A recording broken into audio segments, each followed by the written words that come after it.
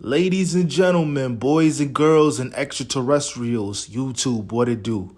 Welcome to another edition of Wrestling with Watts. I'm your host, Watts, and you already know what it is, man. I'm definitely about to talk about Sami Zayn's re-entry into the Bloodline.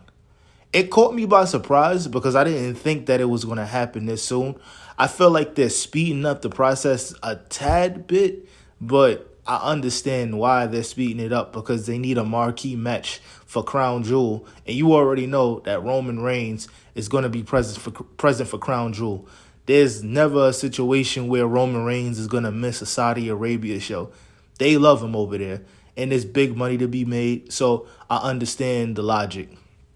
I would have wanted maybe a Jacob Fatu versus Roman Reigns match, but I understand that is a little bit too early and they're trying to keep Jacob from getting pinned. So I get it. So I totally understand. But this past Monday night on Raw, we seen Sami Zayn re-enter the Bloodline saga. This happened after the Usos were able to fight off the new Bloodline.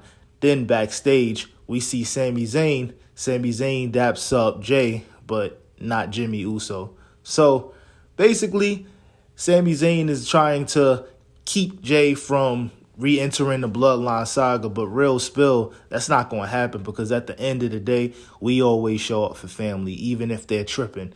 That's just a human instinct. You know, we all do it. We've all been done dirty by family and still in some way, shape, or form forgave them or took them back. And at the end of the day, I know what this is leading to because real spill, they're going to need a fourth person to take these guys on. But what I failed to mention is that the Usos later that night seen Sami Zayn talking to Solo Sikoa and the rest of the Bloodline. I don't know.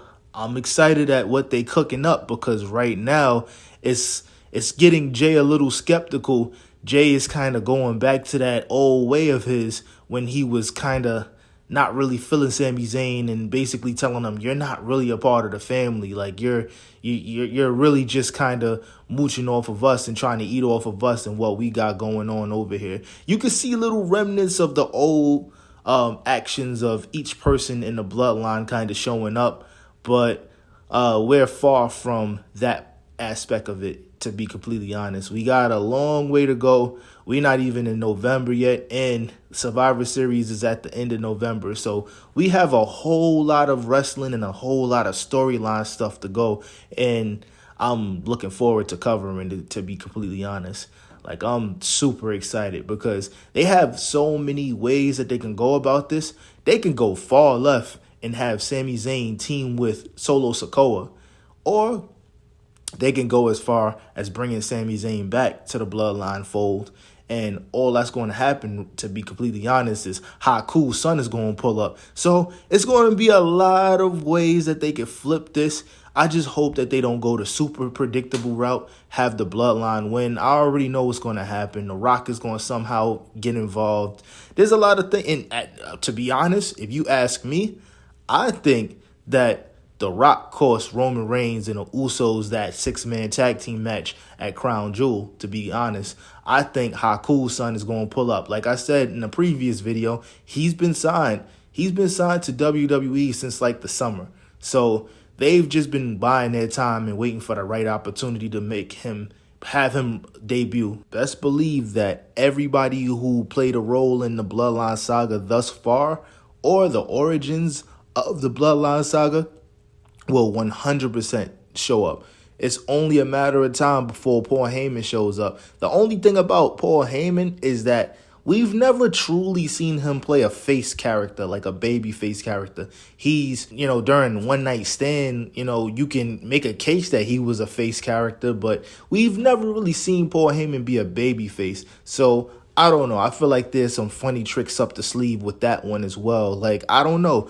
Like, they can go as far as to have Paul Heyman turn on Roman Reigns and the Usos as well. Go as far as to say, oh, when I needed you the most, when these guys were beating me up, you wasn't there. You disappeared. You left me. You left your wise man. So I don't really, everybody's going to be excited to see Paul Heyman for sure. And, as soon as he says, ladies and gentlemen, which I low key kind of got that, from I got my intro from Paul Heyman, but that's another story. But truth be told, I don't see Paul Heyman being a full-blown babyface. I just don't. So, and if his track record serves him correct, he will probably turn on Roman Reigns. He's turned on Brock Lesnar. He's turned on CM Punk. He's pretty much turned on almost everybody he's managed at some point. So I would not be surprised if there's a swerve in there somewhere as well. But I'm excited about everything that's transpiring in the WWE world, like especially in the mid-card scene. I still think that Jey Uso should have held the belt a little bit longer. Like, at least give this man like a month. It don't have to be a long, like 3 months, 6 months. No, like they could have gave this man like a full month or a month and a half at least. There was a lot of stuff to be done and a lot of money left on the table with this Jey Uso singles run, because you already know after this he's probably going to go back to being a tag team with Jimmy, which is cool too, because once they win that championship again, it's definitely going to feel like old times. So I'm looking forward to that. But overall, I understand. I totally understand why they would take the title of Jey Uso, because it wouldn't make any sense. It probably wouldn't even be defended that much anyway because of the whole Bloodline storyline. But I do want to see what Braun Breaker does with a lengthy reign. But I feel like they're all just keeping it warm for Dominic Mysterio, because I 100% feel like he's the de facto next Intercontinental Champion. But that's another story for another day. I have a video about that coming soon too.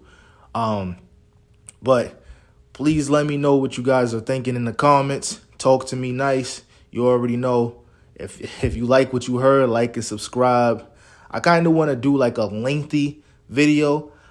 Time is just of the essence currently right now. But once I get some more time on my hands, I'm 100% getting back to my old ways. You already know what time it is. But first and last time listeners, I appreciate you guys as well. The people who are rocking with me, I totally appreciate y'all. I got more content coming. Be blessed. I'm out. Peace.